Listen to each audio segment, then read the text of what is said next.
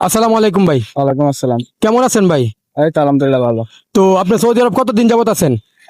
আমি আসছি আজ 5 দিন হলো। 5 দিন হয়েছে আপনি আসছেন। আপনি কি ফ্রি ভিসায় আসছেন না কোম্পানির মধ্যে এই আসছেন? বিষয়ে আছি। ফ্রি ভিসায় আসছেন। কাজ কাম কি পাইছেন?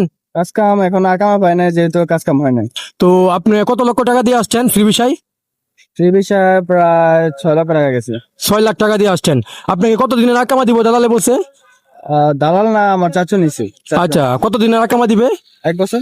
কি কাজের কথা বললে আনছি আপনাকে, যে কি কাজে কাফেলা করায় দিবে? কি কাজে বলতে আপনার বিল্ডিং এর মানে কোম্পানি।